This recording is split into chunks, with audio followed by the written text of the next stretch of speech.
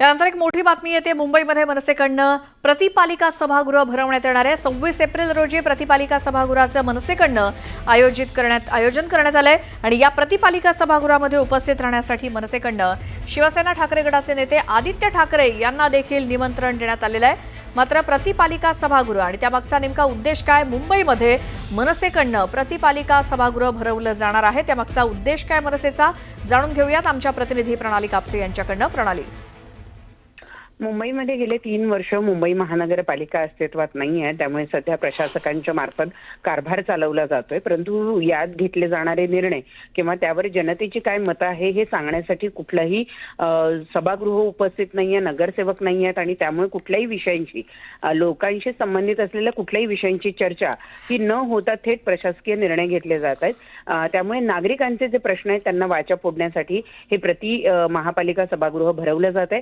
आणि ज्याच्यामध्ये मनसेचं असं म्हणणं आहे की सर्व राजकीय पक्षांनी त्यांचे प्रतिनिधी पाठवावे। हे जनतेचे प्रश्न जे आहेत ते मुंबई महापालिकेपुढे मांडण्यासाठी या सभागृहाचं आयोजन करण्यात आलेलं आहे। यामध्ये कुठलाही राजकीय अभिनिवेश न बाळगता प्रत्येकाने सहभागी व्हावं आणि यासाठी म्हणून सगळ्या पक्षांच्या नेत्यांना अशा पद्धतीचे पत्र देण्यात आले। अगदी शिवसेना उद्धव बाळासाहेब ठाकरे पक्षाचे नेते आदित्य ठाकरे यांना सुद्धा यामध्ये निमंत्रण देण्यात आलेलं आहे। त्याखेरीज काँग्रेस असेल, राष्ट्रवादी, समाजवादी पक्ष या सगळ्या पक्षांच्या जे नेते आहेत त्यांना हे पत्र देण्यात आलेलं आहे। बिलकुल प्रणाली, थोडंसं थांबवते कारण आपल्या सोबत किशोरी पेडणेकर आहेत, माजी महापौर। तर मुंबईमध्ये मनसेकडनं प्रतिपालिका सभागृह भरवलं जाणार आहे, ज्याचं निमंत्रण आदित्य ठाकरे यांना देखील दिलं जाणार आहे, त्यावरती काय आपली प्रतिक्रिया किशोरीताई? आदित्य ठाकरेंना जर निमंत्रण गेलं आहे ते ठरवतील जायचं नाही यायचं किंवा काय जे असेल ते। परंतु मागच्या वेळेला पण असंच शॅडो कॅबिनेट केलं होतं, त्याचा काय पाठपुरावा कोणी काय कधी घेतला? कारण आता मनसे सैनिकांना लुभवण्यासाठी चांगली आयडिया आहे त्यांना याच्यामध्ये ठेवणं।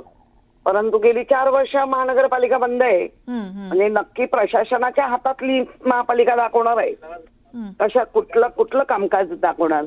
कारण सगळ्या बाजूनी कामकाज थांबलेलं आहे। आता 4 वर्ष होतील या आणि महानगरपालिका नाही प्रशासन चालवतंय।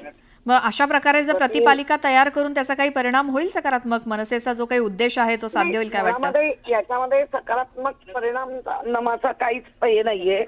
सगळ्यांना माहिती आहे शॅडो कॅबिनेट आवाज खूप गाजावाजा करायचा, चर्चेत राहायचं, पण नंतर त्याचं काय माहिती नाही पडत लोकांना। आणि आज मुंबईकरांना ज्या पद्धतीने सगळे प्रश्न भेडसावत आहेत, मग महाराष्ट्राचे असतील या फोडाफोडीचे असतील, सगळ्याच गोष्टींनी भेडसावत आहेत। त्यामुळे आजचा मुंबईकरांना त्याच्यात काय इंटरेस्ट वाटण्याचा काय प्रश्नच येत नाही। फक्त कार्यकर्ते मात्र लुभवले जातात, बोलवले जातात, त्यांनाही एक अनुभव मिळतो, त्यामुळे चांगली गोष्ट आहे। म्हणजे हा एक स्टंट आहे असं म्हणायचंय तुम्हाला? नाही, मी असं म्हटलेलं नाहीये, मी असं म्हटलं की कार्यकर्त्यांसाठी चांगलं आहे। बरं किशोरीताई, धन्यवाद, तुम्ही न्यूज 18 लोकमतशी या विषयावर बोललात त्याबद्दल।